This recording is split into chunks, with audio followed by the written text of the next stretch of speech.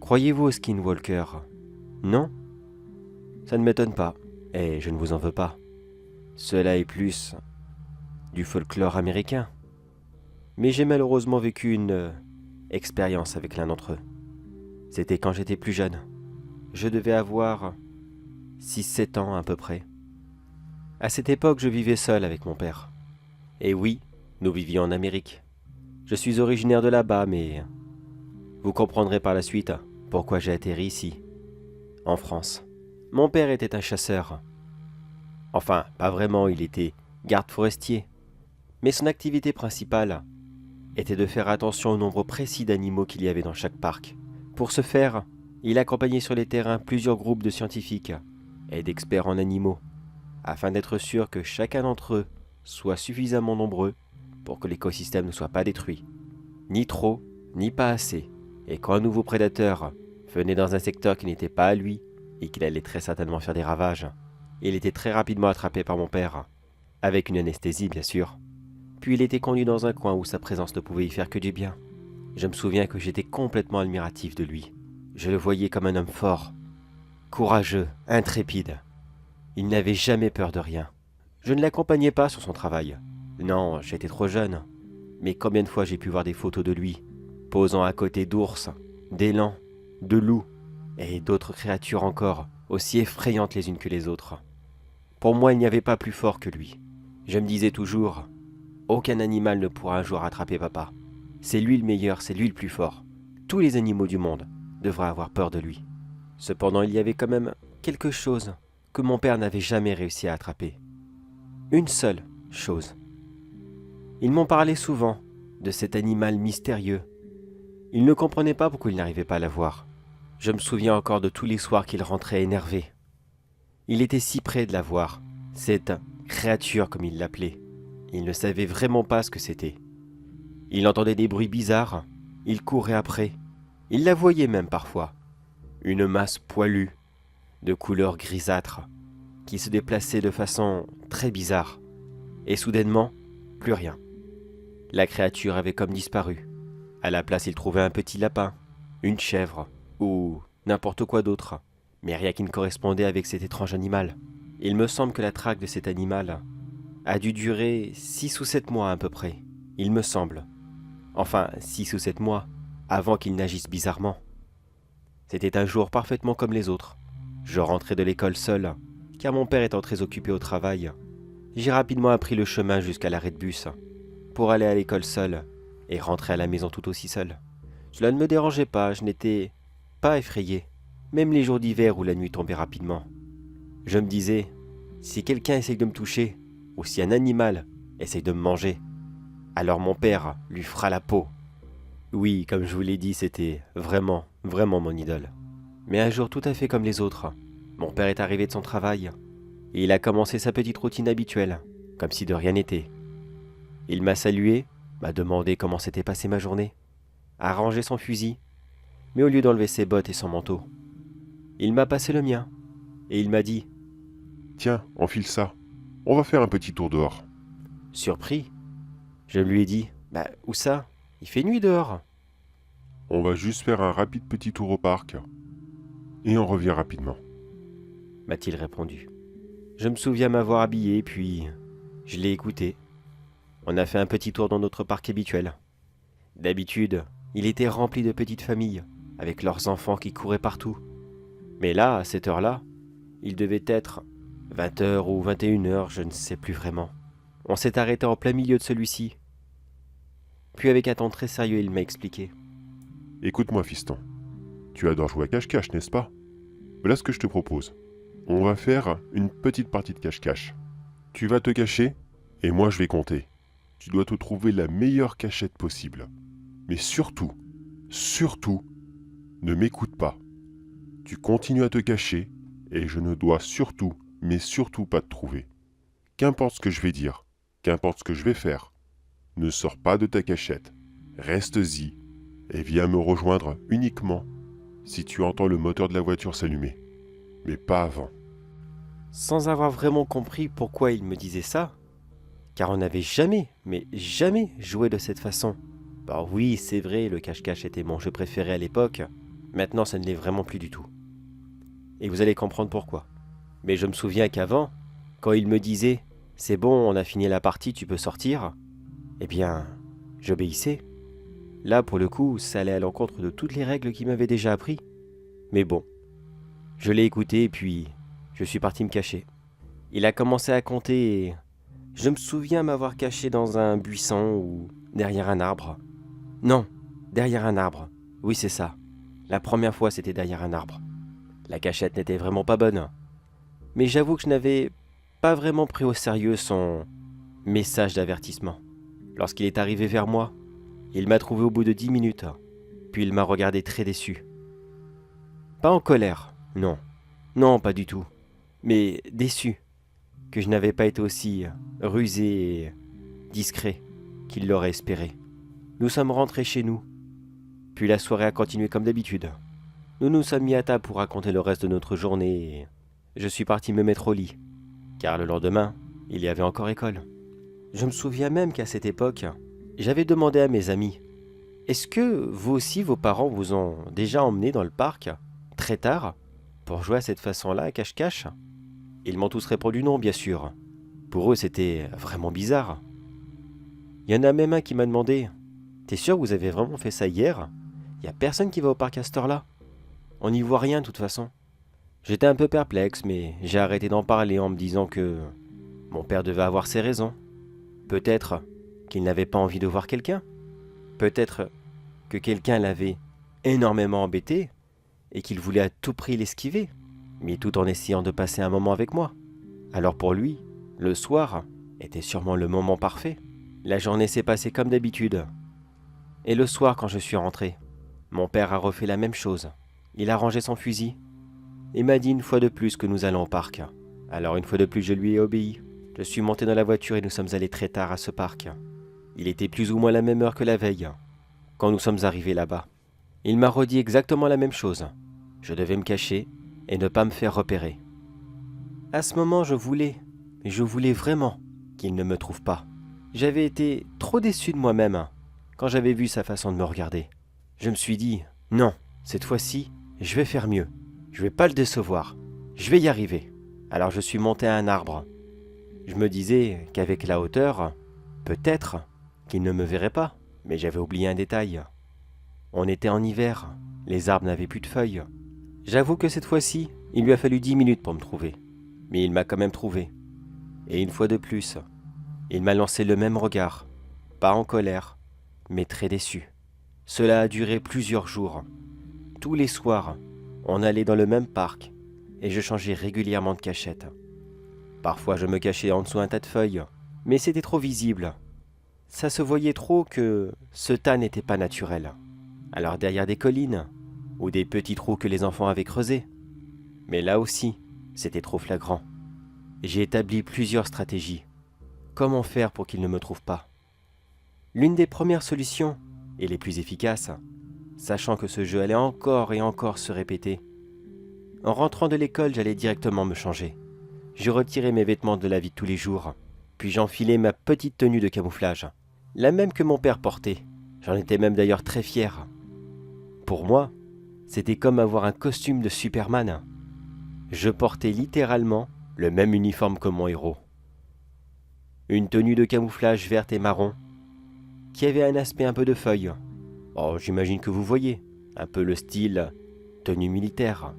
Mais pour les chasseurs, j'avoue que c'était déjà plus facile avec cette tenue. Mon père hésitait un petit peu plus, et j'arrivais à rester beaucoup plus longtemps caché. Mais il continuait à me trouver. Bon, j'avoue, mon père est un professionnel. J'imagine que monsieur et madame tout le monde, peut-être même vous, vous n'auriez peut-être pas réussi à me trouver. Attention, je ne vous critique pas, mais je devenais vraiment très fort dans ce jeu. Même mon père me donnait des astuces. Il était chasseur, je vous le rappelle. Il avait l'habitude des animaux qui se cachent, ou alors de se cacher lui-même de certains animaux. Il m'a rapidement expliqué comment contrôler sa respiration. Quand quelque chose que vous essayez d'esquiver s'approche de vous, comment rester le plus immobile possible, quelle position prendre afin d'être sûr de ne pas finir engourdi en quelques minutes. Mais si vous savez ces engourdissements que l'on a aux jambes, lorsqu'on s'assoit mal sur une chaise. J'étais si rodé, au bout de 2 mois, quand nous étions encore en hiver. J'étais si près que j'avais enfin réussi un soir à échapper à mon père. Il a cherché pendant 1 heure et au final, il a démarré la voiture. Et c'était le signe pour moi que je pouvais sortir de ma cachette. Il était si fier de moi. J'avais enfin réussi. Et moi aussi d'ailleurs, j'étais si fier de l'avoir rendu heureux. On a continué ce petit jeu comme cela pendant 2 semaines de plus. 80% du temps, il ne me trouvait pas. Les autres fois, je changeais de technique. J'allais dans des nouveaux coins. Je me cachais dans des buissons plus gros. J'avais même appris à mes dépens que les buissons qui piquent sont certes très désagréables, mais ils sont souvent les plus pratiques dans cette situation. Car votre poursuivant ne mettra pas la main dans un buisson qui pique, car il n'a pas envie de se blesser lui-même. Alors étant prêt à ce jeu à 300%, plusieurs fois dans la journée, j'allais tailler quelques buissons ici et là, des gros rosiers sauvages, et d'autres buissons dont le nom m'échappe complètement. Avec mes simples ciseaux d'écolier, j'allais rapidement les tailler, afin de me faire une ouverture en dessous, et pouvoir devenir complètement invisible. Et là, ces cachettes étaient parfaites. Tant que je restais immobile, il ne m'a jamais, mais jamais trouvé. Puis le grand soir est arrivé. Ce fameux grand soir, que je n'oublierai jamais. Comme à mon habitude, je venais de rentrer de l'école, je me suis changé, et j'attendais que mon père vienne, afin que nous allions faire notre petit jeu. Un jeu qui, j'avoue, j'attendais vraiment avec impatience. Pour moi, c'était un moment magique que je passais avec mon père. Mais quand il est arrivé ce soir-là, il y avait quelque chose de spécial chez lui. Un je ne sais quoi, mais ça se voyait sans se voir. Vous voyez ce que je veux dire? Il n'avait pas la même attitude. Il a posé son arme, mais il ne m'a pas dit bonsoir de la même façon. Il m'a juste sorti un rapide. Hé, salut petit gars. Comment ça va? Surpris, je lui ai répondu que ça allait. J'ai attendu quelques minutes et il était reparti à d'autres occupations. Je lui ai couru après et je lui ai demandé « Alors, on ne va pas dans le parc ce soir ?» Il fut très surpris de ma demande. Il réfléchit quelques instants et puis il secoua rapidement la tête afin de me dire oui. Alors j'ai pris mon manteau et nous avons fait le chemin ensemble. Le premier indice qui m'était donné et que j'avais remarqué, c'était son attitude différente et le fait qu'il avait complètement oublié notre partie de cache-cache. Le deuxième indice, qui lui non plus ne m'a pas échappé, nous ne sommes pas allés au parc en voiture ce soir-là.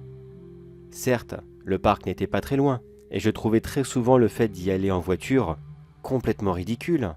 On marchait 10 minutes et on y était. Pourquoi se donner la peine de dépenser de l'essence? Mon père me disait souvent que cela était très important et que je comprendrais plus tard. J'avoue que je ne lui ai pas demandé pourquoi on n'avait pas utilisé la voiture. J'avais envie de marcher, de respirer un peu. Alors ce petit trajet jusqu'au parc était le bienvenu pour moi. Quand nous sommes arrivés là-bas, mon père s'est arrêté et il a commencé à me fixer du regard, comme s'il attendait quelque chose de ma part. Je pensais avoir tout de suite compris ce qu'il voulait. Alors sans réfléchir, j'ai couru le plus loin possible. Très rapidement, il m'a perdu de vue, et après avoir changé plusieurs fois de direction, avoir retiré mes chaussures afin de ne plus faire de bruit, passer dans des chemins que j'avais prévus pour qu'il n'y ait pas de tas de feuilles, pas de branches que j'aurais pu piétiner et qui auraient trahi ma position. Puis j'ai doucement avancé jusqu'à ma cachette, où je me suis faufilé. Puis avec le plus grand des sourires, j'étais prêt à l'entendre encore une fois, passer plusieurs fois à côté de moi, m'appeler à voix haute, mais au final, ne pas me trouver. C'était si excitant. C'était comme jouer au loup, mais à plus grosse échelle. J'adorais tellement, mais tellement faire cette partie de cache-cache. Mais cette fois-ci, mon père n'avait pas le même discours. Au lieu de sortir les habituels, C'est bon, j'en ai assez. On rentre. Allez, sors de ta cachette maintenant. ce qui était bien sûr des arnaques, il ne fallait pas que je sorte. À la place, j'ai eu le droit à des nouvelles répliques que je ne connaissais absolument pas et qui, j'avoue, m'ont mis vraiment, vraiment mal à l'aise. Il disait des trucs du genre Allez, petit gars, sors de là, voyons. Tu vois bien que papa est très occupé. Il a pas que ça à faire ce soir. Allez, allez, dépêche-toi. Sors de là maintenant. à chaque fois qu'il passait juste à côté de moi. Je me retenais de respirer comme j'avais appris. Je ne bougeais plus d'un millimètre. Mais plus le temps passait, et plus sa voix avait tendance à un peu changer. Et surtout, les menaces se faisaient beaucoup plus insistantes. Et surtout, beaucoup plus effrayantes. En dernier, j'avais presque le droit à des...